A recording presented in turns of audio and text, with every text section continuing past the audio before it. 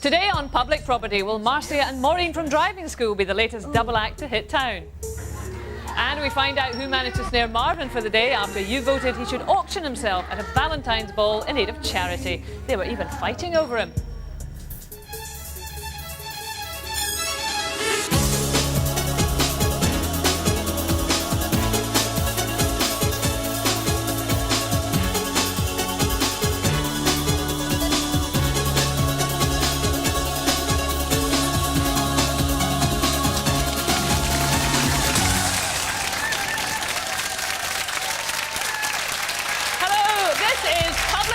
The show where 7 ordinary people put their lives in your hands. You decide their futures just by picking up the phone and voting on what you think they should do next. And you also decide which of them emerges as the winner at the end of the series.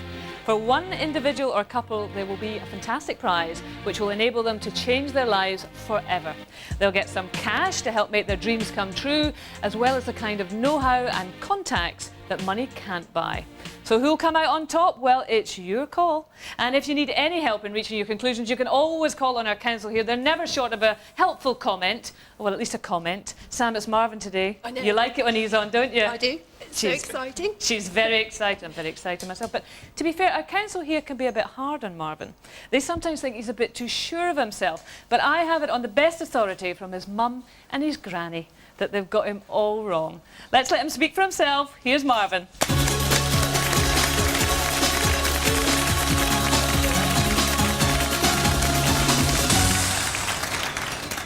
She is very excited you're here, Sam. She is. She really is. Now listen, we're talking about the prize at the end of the series, because there will be one winner of Public Property and they will get a terrific prize. Have you had any thoughts on what you would like? Should you emerge as a winner, Marvin? I've had 2 thoughts. There's one that's, I mean, it follows from something I said in regards to Millie and her education. That's your daughter. Yeah, and then there's my internet project. Right. But then I started to think, well, my internet project works, I'll sort the Millie thing out anyway, so it's business plan, feasibility study, contacts, meetings, that I will have when I win. Right, okay. Not that I'm here to win, but get on with it. Come on. Get on with it. Well, Marvin, I'm sorry to be wasting your time here. We're going to be hearing more about your week very soon. You've been at the health club all week and getting on well there, and of course auctioning yourself off. But first of all, we want to know who's going to take Marcia for a spin. Now, she was in the studio yesterday, and we decided she really needed to concentrate on her driving lessons. So we gave you a choice of 3 driving instructors for her to get some practice with. Ex-husband Walter was one choice. Maureen from driving school, now what a wicked combination that would be. And thirdly, presenter and professional ex-rally driver, Penny Mallory. Now, I have to say that Marcia was desperate to team up with Maureen. For what reason, I know not, but you decided that she'd benefit from some top-class advice, and you voted that she should fasten her seatbelt with Penny Mallory. I knew that it will be a nightmare. I knew they would do that. I knew they would do it because they thought that that was serious. And of course it isn't, because she's not going to be my driving instructor. And even if she was, I would be terrified because she's so clever. I'm deeply disappointed. I wanted to go with Maureen.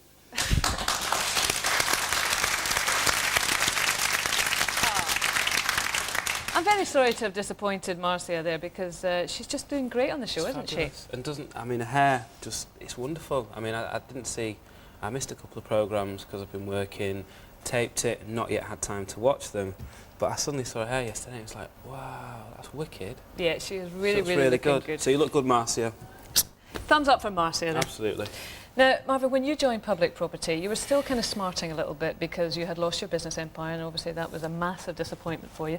But you picked yourself up, decided to start afresh. So let's have a wee look at how you've been getting on over the past month.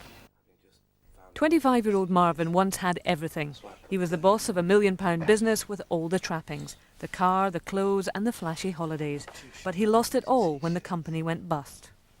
Life is for winning. Life is for winning, life is for achieving. Life is not for sitting and watching everything go by.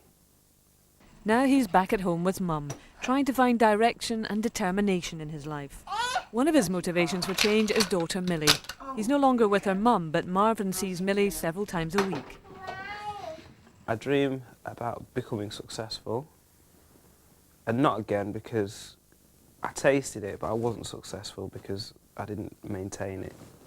I dream about what's going to happen when as Millie grows up, and the things that I want, and the things I want to do, and the things I want her to be able to do. He's been brought up by his mother, Tina, an only child and without a father. I think growing up without having a father around has probably been harder for my mum, because she hasn't had the emotional and the financial support. I mean, I was always told what you don't have, you don't miss. And I was happy to kind of grow up thinking that and believing that. So it was cool. It wasn't an issue. I was different. I think having a father around would have given me this male perspective that this is why I'm so in touch with women. Can Marvin's understanding of women win new girlfriend Bev over? She seems to be smitten so far. First time I saw him, I was attracted to him. But when he spoke to me, the confidence, it's like the way he introduced himself was nice. Millie is not the only thing driving Marvin. He needs money, and plenty of it. I'm motivated by money because of my 25 years, 23 have been spent without any money.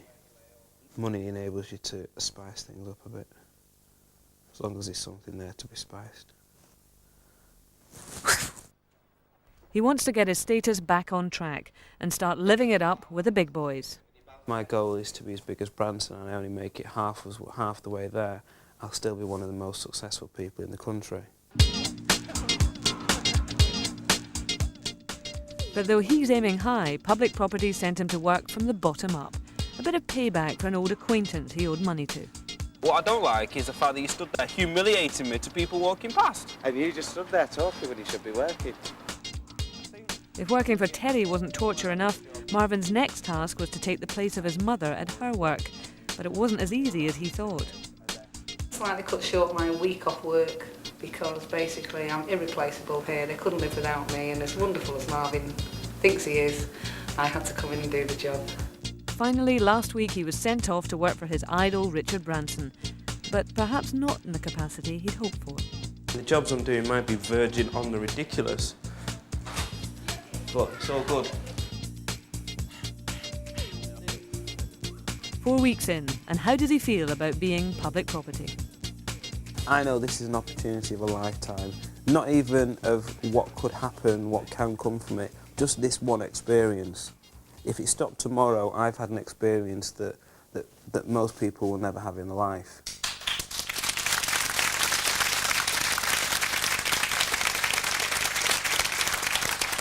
You know, Robert, it's really nice to hear you say that the experience is an important thing, because at other times you talk about winning all the time. It's winning, winning, winning. You know, how important is it to you always to come out on top? It's a kind of a self-bettering thing that if I'm happy to be mediocre, I'll always be mediocre. But if everything that I do, I try and beat everybody, I might not always beat everyone, but I'm always better than I was in the first place. So how will you feel if you don't win Public Property? I might as well be positive, and the self-belief is that I will win. Not that I've come into it to win anything, obviously. But that's your intention? I will. Well, we'll find out, won't we? Well, nobody else is committing themselves to this, so well, no, I might as absolutely. well. I mean, I am definitely with the other contestants that, I mean, we've not come into this. It wasn't till we were down to the last 100 that it was even mentioned there was a prize. I've not come in for it for that. I've come to change my life and the experiences, like I explained then. But now I'm here, might as well win it. Absolutely. No, I think a bit of honesty is always appreciated. Well, after the break, we find out who won Marvin, who got to spend a day with him after he auctioned himself off for charity. £3. £3 over there. £3. Is that a comedy wig? We'll find out in a couple of minutes.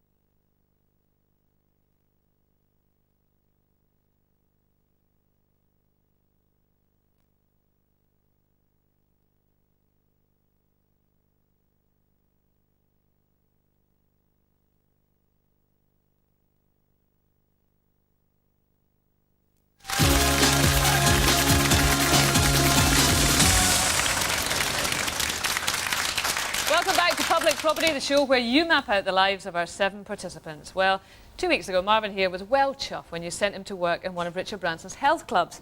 While he was there, he was given the task of promoting the club's Valentine's Ball. Well, you just couldn't resist voting for Marvin to auction himself off just to swell the coffers a wee bit. Let's find out how his week has going on. Marvin starts the week by travelling to Manchester with boss Steve for a training seminar at a new gym. Pleased to meet you. Nice to meet you. Yes. It's not even open yet, but Marvin's decided he doesn't like the look of the new place, so he tells them straight. Are you speechless? I don't even think it's finished.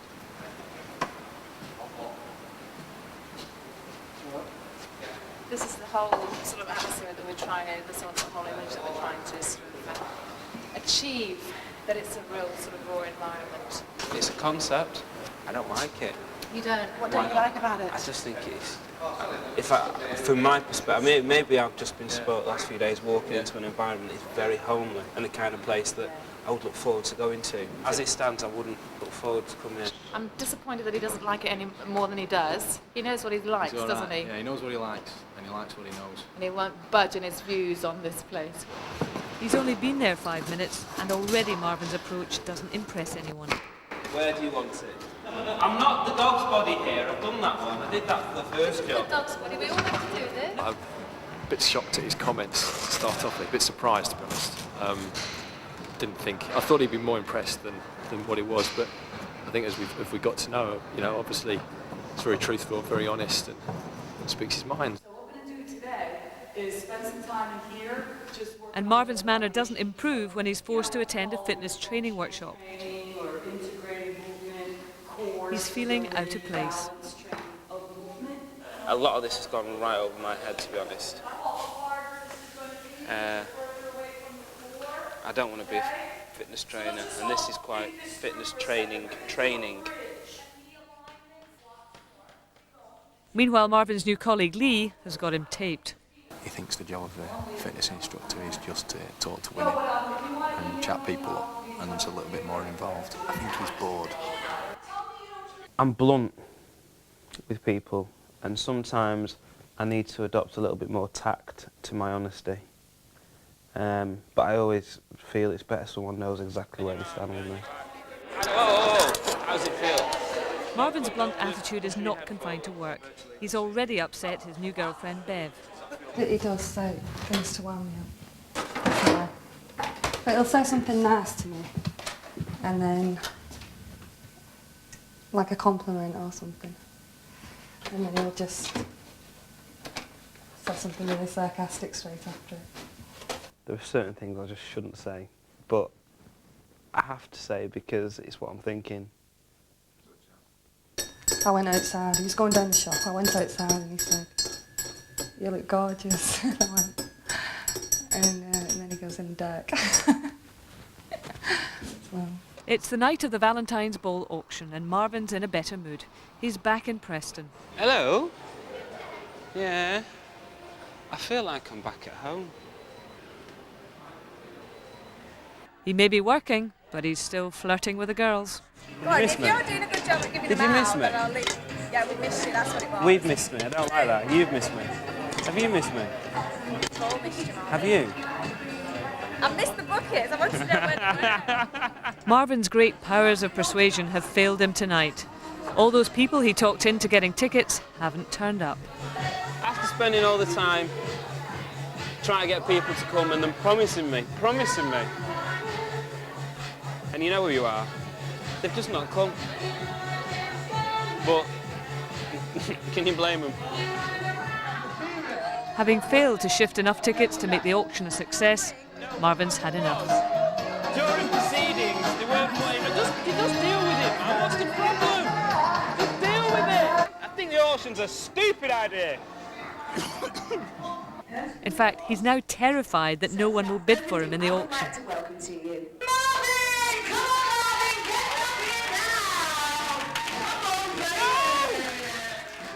It's now the night's big event, the auction, and Marvin's used his guile to pull a last-minute stunt to attract more bidders. He's paired up with colleague Lee to offer a special 2 for the price of 1 deal. £11. £30. £35. Can I just say that you got got £4.50 last Bidding's a time. bit slow. On his own. The bids reach almost £100 before a bit of skullduggery. Several bidders join forces to make Marvin an offer he can't refuse. 160. 160! And it's all over. Marvin and Lee sold for the grand total of 160 quid. I'm relieved that it wasn't £2.50. I mean, the couple, whatever they've got planned, it'll be cool. We think that, like, we've given a fair amount just for an afternoon. It's quite a reasonable amount just to wash people's cars. They should really work, you know, hard. Yes. I'm petrified for what them two lads have got in mind for us. Well, basically, both of us have like absolutely minging flats, and they need cleaning. Simple as. I'm saying. Good night, and I was wholeheartedly. Tomorrow he may belong to the expecting you to be students, taking me but home tonight he's up to his old tricks, which don't impress everyone, particularly from the Boss Steve. auction. He is a ladies' man, as he thinks. He needs to lose that. So it's just sort of stepping back off the gas slightly when he's talking to certain people, because not everyone does fancy Marvin.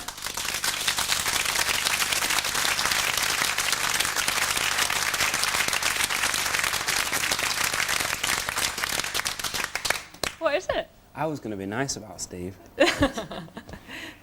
Well, I mean, the ladies' man thing does come up kind of time and time again, doesn't it? I mean, and fair enough, you're 25, you're a single guy, why not? But does it take your eye off the ball a wee bit, do you think, work-wise? No, what it is, I mean, my personality is quite flirtatious.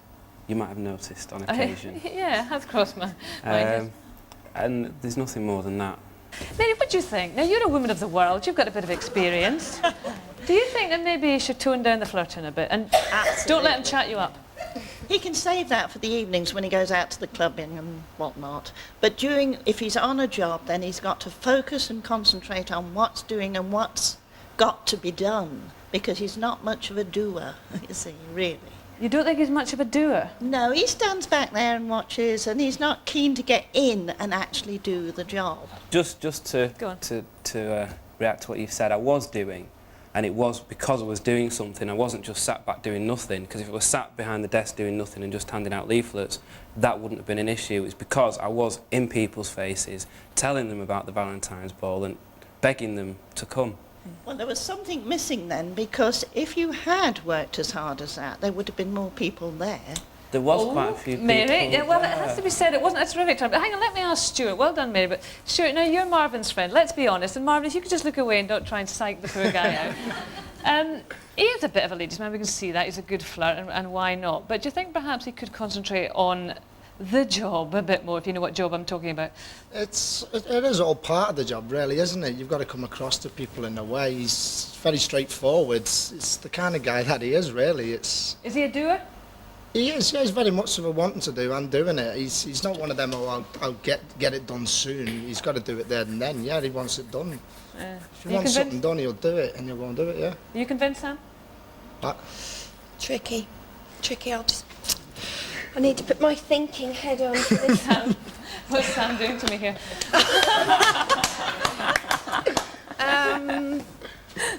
This is, of course, a reference to Marvin's favourite hat that you love particularly, don't you, Sam? Yeah. Yes, you do. You went and got it.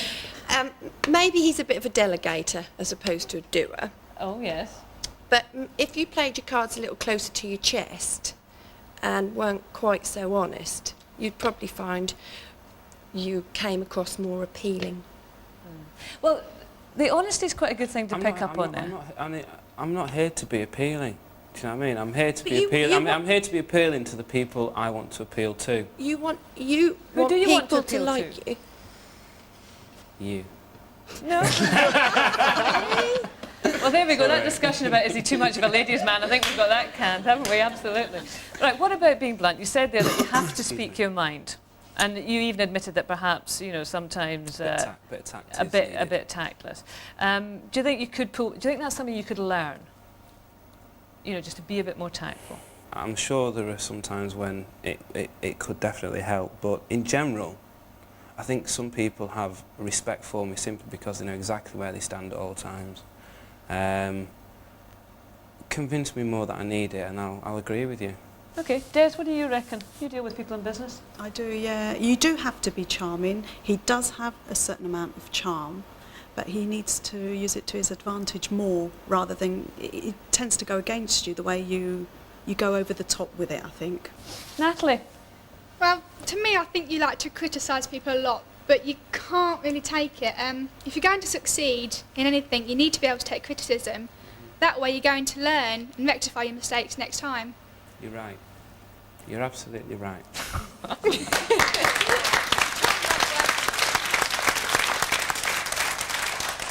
He's good, you've got to give him it. He's very, very good. Right, well, Marvin, it is time for your next big decision. And we think it is time for you to move up and on to London to work for Richard Branson's London Broncos Rugby League team. Now, are you ready to surrender your free will and place your destiny in the hands of the voting public? Very enthusiastic. But what should Marvin get up to when he gets to London, dear viewers? Should he be responsible for the rugby team's kit? He'll have to work up a sweat, scrubbing down all those muddy boots and making sure their shirts are freshly laundered, and they're big boys, so you don't argue with them. Or should he have the chance to improve his sales technique by working in the marketing and local promotions department? Or thirdly, what about Marvin going out into the local community to help develop the image of the club? Now, this would be your chance to mix with people of all ages, men and women. So if you've already made up your mind at home, call the numbers next to your preferred option now. OK, what do we think, Council? Any ideas? Linda, what would you go for? Probably the first one. Yeah, rubbing down the kit? Lucky. Needs to He's get had his it too fingers easy dirty. so far. Mary, what do you reckon? No, I don't think he'd do that. I think he'd throw in the towel literally before he got very far. I think the second one, he might learn something. Lots of different views from our council. What do you think? That's the final decision. Marvin's life is in limbo until you pick up the phone. If you think he should be the kit man, call 0901 561 5001. If you think he should work in the marketing department, call 0901 561 5002. Or if you think he should go out and build the image of the club, call 0901 561 5003, because only your vote can determine where Marvin goes next. The lines are open for the next 2 hours. Well, Marvin, which of those is your favourite? Perhaps you'd like to tell the viewers out there. Well, having listened to what Steve, the manager at Virgin Active, said, he had me cleaning, and obviously I did it satisfactorily. He had me doing the marketing, and that's where he said he would place me if he was to give me a job there. So I think, really, that would have to be my favourite. However, getting out there and speaking to people could be fun. OK, all right. Well, either marketing or out in the community. I've just done too much cleaning.